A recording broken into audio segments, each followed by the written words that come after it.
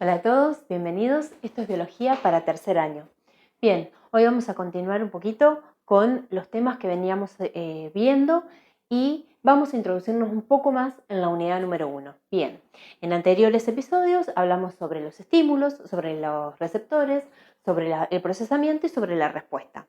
Hoy vamos a ver la diferencia que hay entre el estímulo y el receptor. Bien, observemos el cuadro. Vamos a ponerle a estímulos una E y al receptor una R.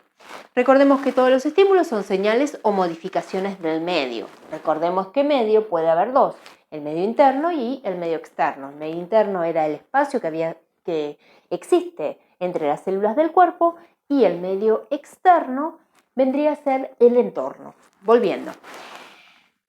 Los estímulos contienen información y existen diferentes tipos. Por el otro lado tenemos los receptores, que son estructuras de las células, o sea, que pueden ser de las células de los sentidos, si los estímulos que van a captar son del medio externo, o pueden encontrarse en cualquier célula del cuerpo. Por el otro lado tenemos que los receptores captan información. ¿Qué información? La que contienen los estímulos. Y por último, el tipo de receptor va a depender del tipo de estímulo. Por eso les puse que los tipos dependen del estímulo. Según el tipo de estímulo que haya, va a ser el tipo de receptor. Les quiero contar de una frase que yo siempre digo, que dice que para cada estímulo existe un receptor específico y para cada receptor existe un estímulo en particular, ¿sí? Ahora, en un ratito vamos a retomar esto. Bien, vamos a ver los tipos de estímulos. Los estímulos pueden ser lumínicos, mecánicos y químicos. Los lumínicos podríamos estar hablando de la luz o la oscuridad. En los mecánicos podríamos hablar sobre los sonidos, por ejemplo. Y en los químicos podríamos hablar un poquito de lo que son las sustancias químicas, como los olores, los sabores.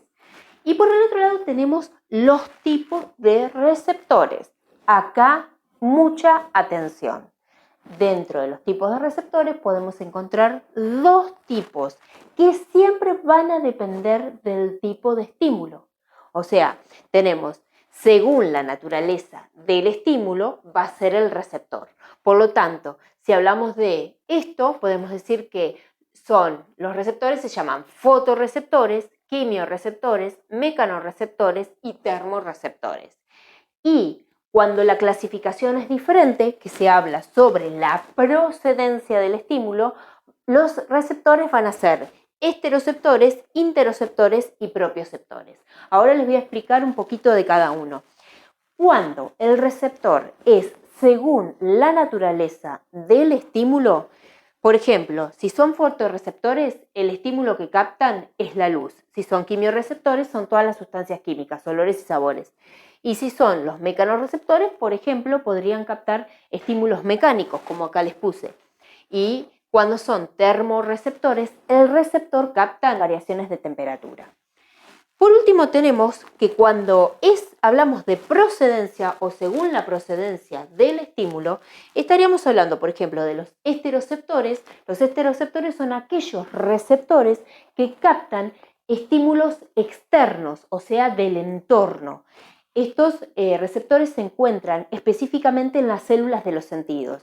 En cambio, cuando los receptores se llaman interoceptores, son los que captan estímulos internos y se encuentran estos específicamente en las vísceras o vasos sanguíneos o en los vasos sanguíneos.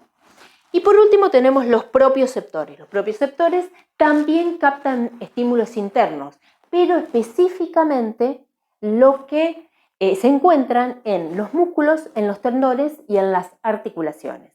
Bien, ahora, redondeando este tema, recordemos siempre, de acuerdo a lo que dijimos recién, que para cada estímulo hay un receptor específico y para cada receptor un estímulo. Recuerden siempre esta frase que les va a hacer entender todos los temas de esta unidad.